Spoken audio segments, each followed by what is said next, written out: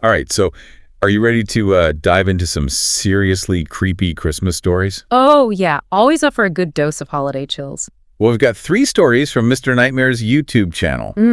Okay. And they're not exactly your typical feel-good holiday tales. Yeah, his stuff always goes for the jugular. No kidding. We're talking stolen pills, a really suspicious Santa, and a mysterious Airbnb brother. Sounds like we're covering a lot of ground. Yeah, we're going to explore the dark side of the most wonderful time of the year. You know, it's funny because for those who follow his work, he really has a knack for taking those familiar holiday tropes and kind of turning them on their head. Yeah. But what I find really fascinating about these particular stories is that they tap into those very real anxieties about vulnerability and trust, especially during a season when we're all supposed to just like let our guard down. It's true. You know, that whole idea of warmth and good cheer. Right. It can make us blind to the potential dangers lurking beneath the surface. And our first story really highlights this. Okay. It starts with a guy, he's feeling a bit lonely around the holidays, swiping through Tinder, hoping to find some company, you know. Classic. Exactly. And he matches with a woman named Tracy. Okay. And at first, everything seems pretty normal. But there's always a twist. Always, except that right from the get-go, there are these subtle red flags that suggest Tracy might not be who she appears to be. Like what kind of red flags? Or her unusual height. For one thing, she's described as being very tall. Okay. And then there's the overwhelming perfume.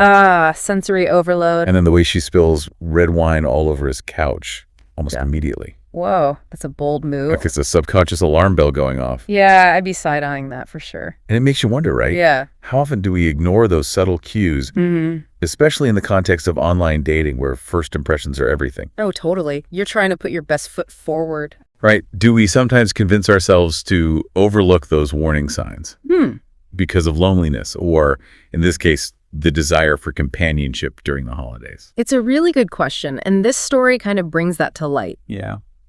Because as the evening progresses, the red flags become impossible to ignore. Oh. So the guy goes down to his crawl space to get some Christmas ornaments. Okay. And when he comes back up, Tracy has vanished. Oh, my God. Oof, gone. That would totally freak me out. Right, and as if disappearing wasn't unsettling enough, he later wakes up in the dark and sees her silhouette standing over him. No way. Can you imagine that feeling of dread? Oh, my God, yeah. Heart pounding in your chest. Absolutely. It plays on that primal fear of the unknown, you know, of being watched and not knowing the intentions of the person lurking in the shadows. Sure. And then to add another layer of creepiness, he discovers that all of his pills are missing.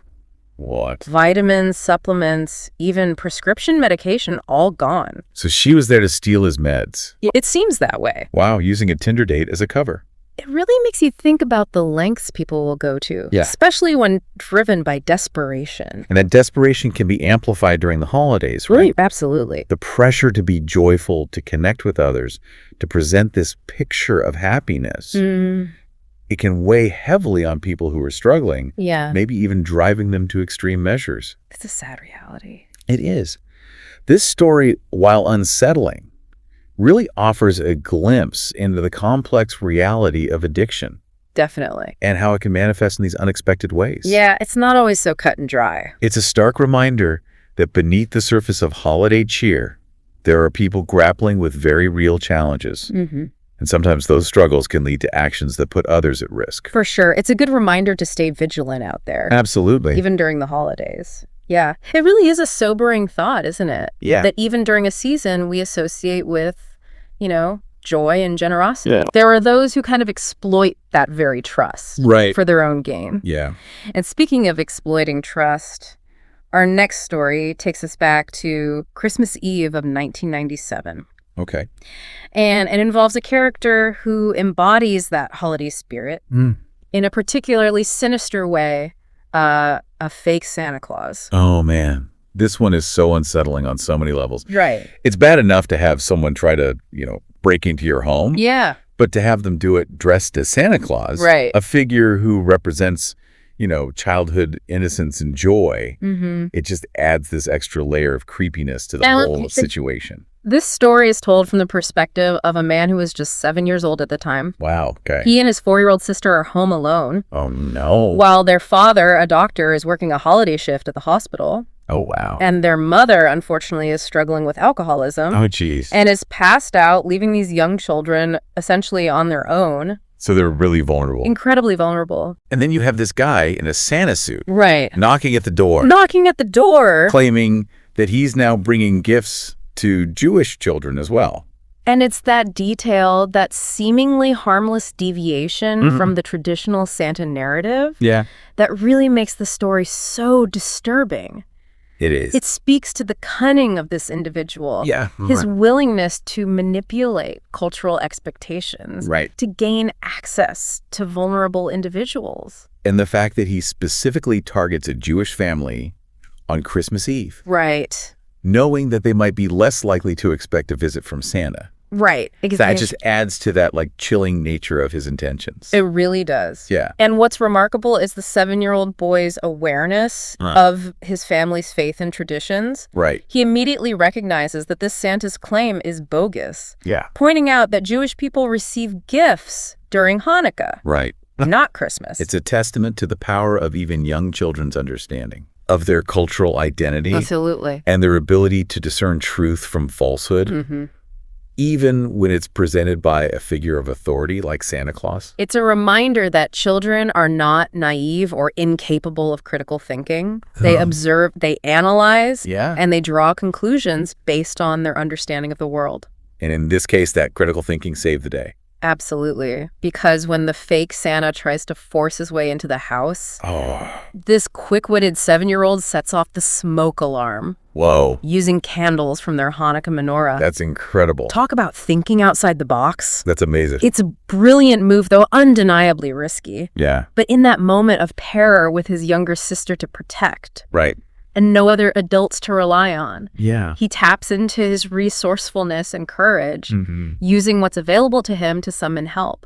And thankfully it works. It does. The fire department arrives, initially believing the Santa story, that he's the boy's father locked out of the house. But our young hero, incredibly brave and composed despite his fear, points out the inconsistencies. Wow. And explains that his family is Jewish and doesn't celebrate Christmas. It's a powerful example of a child's clear communication in a crisis. Absolutely. He doesn't let fear paralyze him. He articulates the situation to the firefighters, advocating for himself and his sister, and ultimately ensuring their safety. It's truly inspiring. It is. And it underscores the importance of empowering children to speak up. Right. To trust their instincts and to seek help when something feels wrong. It's a lesson that extends beyond childhood, too. Absolutely. We all have that inner voice that guides us, that whispers warnings when something feels amiss. Learning to listen to that voice, to trust our intuition, can be a powerful tool for self-preservation. And sometimes trusting that voice means questioning those who present themselves as authority figures, even those as beloved as Santa Claus. Precisely because, as this story so chillingly reminds us, appearances can be deceiving. Right. And even those who embody symbols of joy and innocence can harbor sinister intentions. It's a thought that lingers as we move on to our third story. Okay. A tale that takes us to a seemingly idyllic setting. A cozy Airbnb in the Poconos during the holiday season. Sounds nice. Picture this, a couple escaping for a romantic Christmas getaway. Okay. A snowstorm raging outside. Right. The warmth of a fireplace and the inviting glow of Christmas lights, creating a sense of peaceful seclusion. Like a Hallmark movie. Yeah, exactly. But, as we know from Mr. Nightmare's tales, things are rarely as they seem. Never. Never. Because lurking in the shadows of this idyllic winter wonderland is a figure who shatters that sense of tranquility and safety. Oh, no. A mysterious man who calls himself Tom. And as the story unfolds, Tom quickly morphs from a harmless presence into a source of unease and suspicion. His initial introduction as the Airbnb host's brother would seem plausible enough. Right. But there's a catch. What's the catch? The host has no brother named Tom. Oh. And that's where the unease begins to creep in. Right, like something's not right. It's like a subtle crack in the facade of normalcy, a hint that something is not quite right. Yeah, and that crack widens Yeah. when the couple discovers footprints in the snow Oh my God. circling their house. That's so creepy. It's a detail that sends chills down your spine, Yeah. suggesting that they are being watched, their privacy invaded. Totally. It's a classic element of suspense, isn't it? It is, yeah. That unseen presence, the sense of being observed. Right. It taps into our primal fear of the unknown, Yeah. of the potential for danger lurking just beyond our awareness. And as if the footprints weren't unsettling enough, Yeah. they're followed by loud banging on the front door in the middle of the night. Oh, God. Talk about a ruined romantic getaway. It's a deliberate disruption of their peace, Yeah. a violation of their sense of security. And who appears to help with the subsequent hot water heater issue? Oh, I bet I know who. None other than Tom. Of course, Tom. It's like he's inserting himself into their lives, Hi. playing the role of the helpful neighbor, while simultaneously creating an atmosphere of fear and uncertainty. It's a clever manipulation tactic, It is. preying on their vulnerability and their need for assistance. And what's interesting is how the couple initially tries to rationalize his behavior to convince themselves that there's a logical explanation Right. for these strange occurrences. It's that human tendency to seek order, Yeah. to dismiss the possibility of something truly sinister lurking beneath the surface. Right. We want to believe Right. that the world is a safe and predictable place, even when evidence suggests otherwise. It's a fascinating psychological phenomenon. It is. And it's often what prevents us from recognizing danger until it's too late. But thankfully in this story, the couple's intuition kicks in. Good. They sense that something is deeply wrong, Yeah. and they make the decision to pack their bags and leave. Smart move. It's a crucial turning point in the narrative, Absolutely. a testament to the power of trusting one's gut feeling, Yeah. even when logic and reason might dictate otherwise. Sometimes you just got to go with your gut. And it's a good thing they did, Right. because as they're driving away, Oh. they see Tom running towards their car in the rearview mirror, Get out of there. almost as if he's trying to stop them. So creepy. It's a chilling image, isn't it? It is. That confirmation that their fears were justified, Right. that they were right to flee. It's a reminder that sometimes our instincts are our best defense. That inner voice screaming at us to get out of a situation, even if we can't fully articulate why. And it's also a testament to the importance of decisive action. Right. They didn't hesitate. Nope. They didn't second guess themselves. They simply acted on their gut feeling and got out of there. Good for them. And thankfully, they escaped unharmed. That's the important part. But the story leaves us with so many unanswered questions. Right. Like, Who was this Tom character? yeah, who was he? What were his intentions? Yeah, what was he doing? Was he simply a harmless trespasser, or was something more sinister at play? It's that ambiguity, Yeah. that lack of resolution that adds to the unsettling nature of the tale. It does. It forces us to confront the possibility that darkness can lurk in the most unexpected places. Yeah. That even in a seemingly idyllic setting, Right. like a cozy Airbnb, Oh. we are not immune to the potential for harm. It's a sobering thought, especially as we head into the holiday season, Right. a time when we often associate travel with relaxation and joy.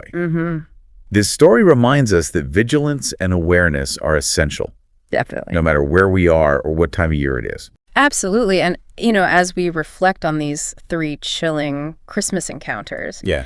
it strikes me that while these stories are definitely creepy and kind of tap into those holiday fears, Yeah. they also show how resilient people can be. That's a good point. You know, in each of these stories, Yeah.